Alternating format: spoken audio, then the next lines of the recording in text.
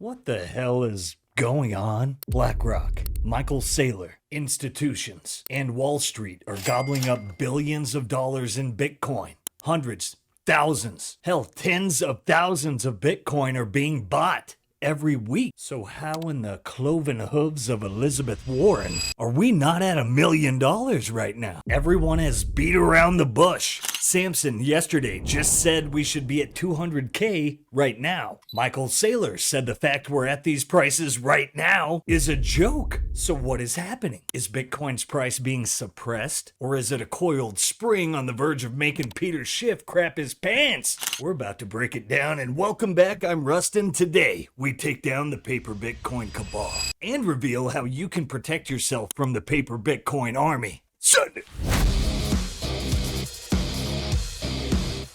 Now, here come the ETFs. The SEC did one thing right, and I praised them for it back then, which is that they prohibit in the prospectuses for the Bitcoin ETFs the custodians from rehypothecating Bitcoins.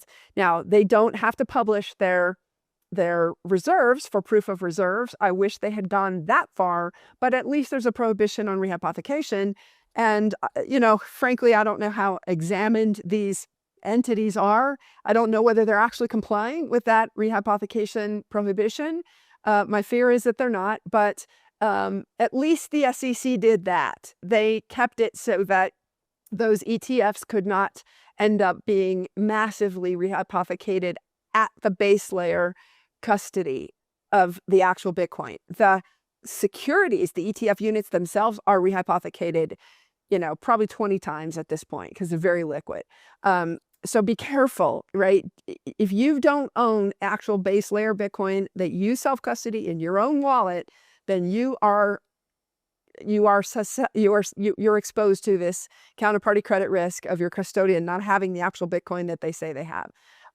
So then the next layer of potential rehypothecators is just Wall Street firms. They have been prohibited by the Fed. Remember, I said the Fed's still blocking the big banks. The big Wall Street firms are all big banks. Not all of them. Cantor Fitzgerald is not, but most of them, Goldman, Morgan, Citi, JP Morgan, Bank of America, they are all Fed regulated, and they can't hold Bitcoin on balance sheet yet.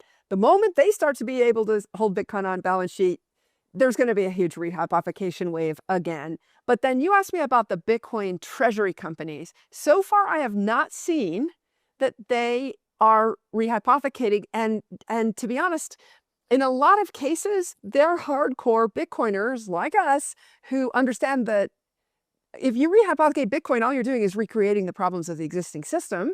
And so they're not playing three-card Monte so far. I'm not saying that I can attest to that. So do your own research, go look at the filings for every one of these companies and see if they commit not to rehypothecating. If any of them does, frankly, please put it out on Twitter, because that's what happened with BlockFi and Celsius. People just reported on that. People who were looking at their customer agreements were saying that they were rehypothecating. It was there in black and white. And so, some argue that customers were warned about this. I look at it and say a lot of people, if you ask some random person on the street, what does rehypothecation mean? They would have no idea. And so if they were reading the prospectus, if they were bothering to read the prospectus, they wouldn't, if they saw that, understand what it really means. But when you tell them what it really means, everyone would just recoil in horror and say, are you kidding me? I'm giving someone money and they're turning around and lending it and might not have it when I want to and when I have the right to redeem it. But yes, that's what happened. So I would throw back to your viewers, if any of you know if any of the Bitcoin treasury companies are rehypothecating, bring it out. Go find it in the prospectuses. With AI, it's a lot easier to find that kind of stuff now than it was in the past. Bring it out. Let's get out and let's help each other learn and do the research on whether these companies actually have the Bitcoin that they say that they have. Nailed it. If you rehypothecate Bitcoin, all you're doing is recreating the problems of an existing system. Paper Bitcoin is the biggest scam no one's talking about. Is there such a thing as paper Bitcoin? Yes. And it's more dangerous than Janet Yellen with the machete tripping on mushrooms. You see, what you think is Bitcoin on an exchange might just be an IOU. A mirage, a number on a screen that vanishes faster than your savings in a Weimar Republic simulator. Let me break it down. What is paper Bitcoin? It's a claim to Bitcoin that isn't actually backed by Bitcoin. You think you own a Bitcoin, but so does the guy they lent it to, and then the guy they rehypothecated that to. Only one of you can withdraw it. The others are holding phantom bags. Where does it come from? Centralized exchanges playing banker, margin loans backed by nothing, wrapped BTC without real-time proof, and cash-settled derivatives. Looking at you, CME. Sound familiar? It should. Mt. Gox.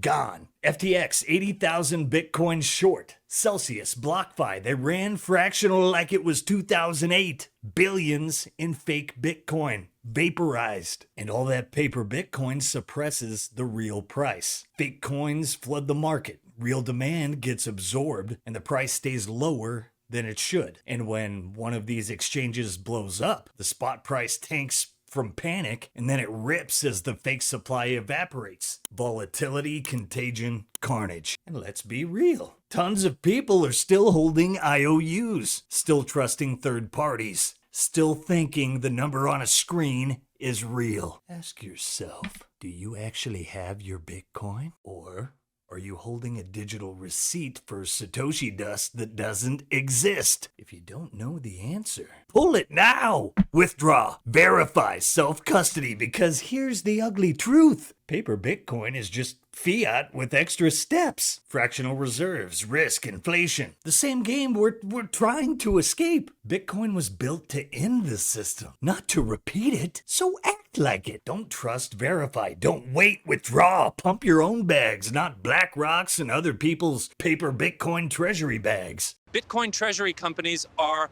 buying. Are you sure about that? We've just added Bitcoin to our balance sheet. Shouldn't the price be up by now? The OGs must be selling, right? Breaking, we bought 1,000 BTC.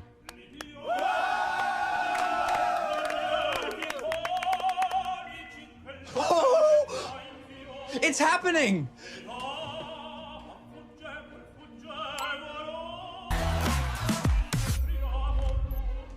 Make it sound bullish. Are OGs selling? We bought more. Hello, guys?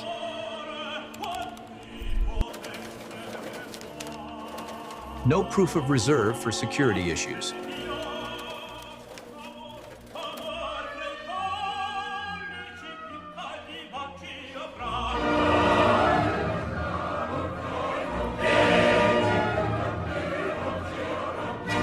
Good news is, Bitcoin's illiquid supply is absolutely mooning. More and more Bitcoin is moving into cold storage. It's going to be a lot harder to suppress the price if there's less available to sell. And a game-changing move has been made, hopefully setting the stage for all the other ETFs to follow suit. But breaking news, Fidelity has moved to allow in-kind redemptions, and this is a major step in fighting paper Bitcoin. There are two key ways to fight and mitigate paper Bitcoin witchcraft, and that's by ETFs allowing in-kind redemptions and individuals taking self-custody of their Bitcoin. Run the exchanges. All right, you're ready to withdraw, but here's the next question. Where are you sending it? Because if you're tossing your coin back into some hot wallet or mobile app with a 6-digit PIN and 0 backups, you're not self-custodied, you're self-diluted. This is the Coldcard Q, the hardware wallet built by Bitcoiners for Bitcoiners. No BS, no spyware, and no VC funny money. Full keyboard, air-gapped NFC for fast, secure signing, and yeah, it's built like a damn tank. It's like the Cold War nuke shelter for your sats. What's up, plebs?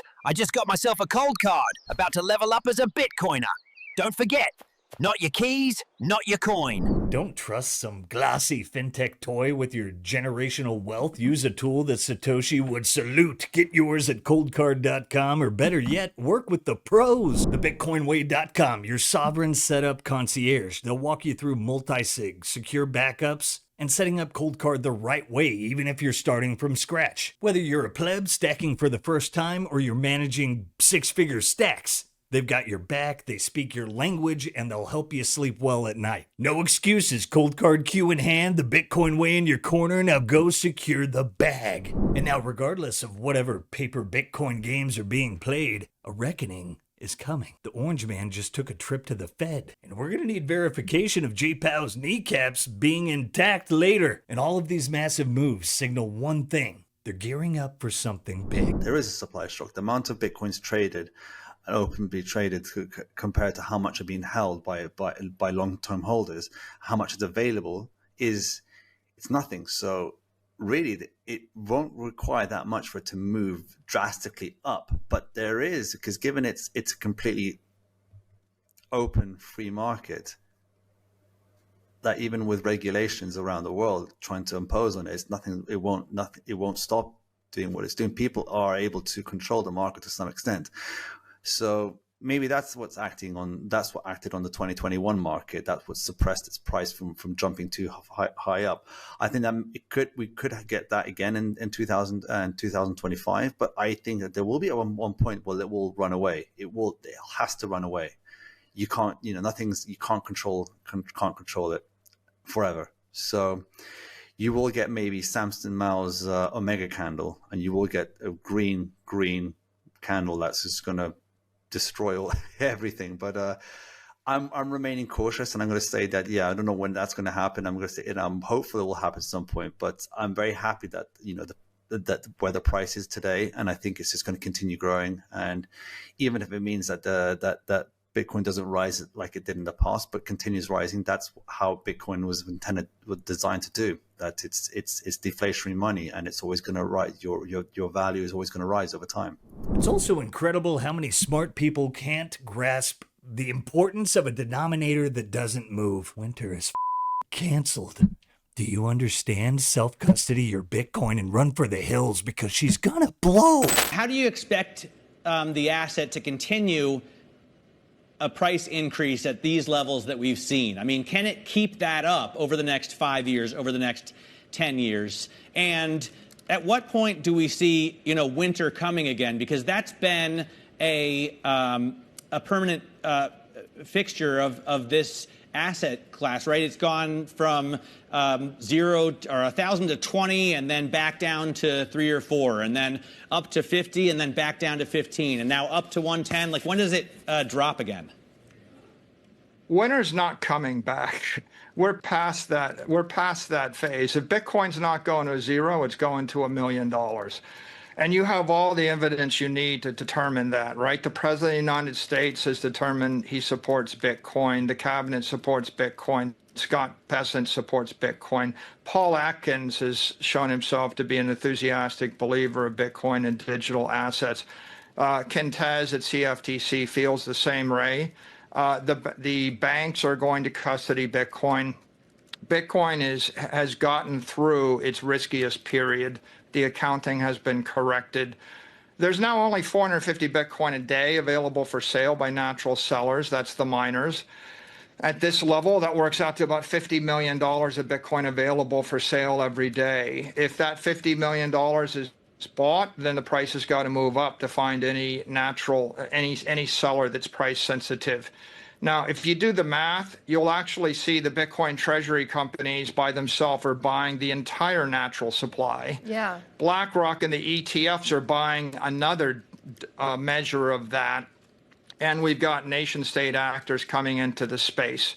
So I think when Bitcoin rallies, if it surges to 500,000 or $1 million, then maybe we could talk about it crashing down by $200,000 a coin. But at the current price levels, it only takes $50 million to turn the entire drive shaft of the crypto economy one turn. And you've got the Trump media organization announcing $2.5 billion. You've got GameStop announcing 500 million. You've got my company that's raising billions and billions of dollars. So the writing is on the wall. Bitcoin. Own Bitcoin. Don't buy someone else Bitcoin. And what the fuck is an MNAV? Don't be a dumbass. Measure your wealth in cents. We don't wear suits. Well, some of us do. And if we do, we show up like Mudvayne at the MTV Awards back in the day. It's like, I'm casual, but I'm still here to party. See you at 1,000,000 and I'll see you at Mining Disrupt 2025. This is going to be absolutely wild. The biggest Bitcoin mining conference and expo in the world is heading to Dallas, Texas, November 11th through the 13th. Breaking! We've got Dennis Porter, Samson Mao, and Lawrence Lepard, and countless others ready to send it. Mining Disrupt is where the Bitcoin mining elite converge. Deals are made, innovations unveiled, and the future is forged. If you're serious about mining, you can't afford to miss this one. Be there or be left behind. Grab those tickets today and come see Simply Bitcoin on the news desk. Oh, and don't forget to use promo code Simply Bitcoin for 20% off. Hey, hope you guys enjoyed this one. Don't forget to like, subscribe, and give us a pamp by sharing the Sound Money Gospel. And set those notifications for the best in Bitcoin news delivered to you daily. Love you guys. Catch you on Monday. Peace. If you prefer to go down with the ship, you.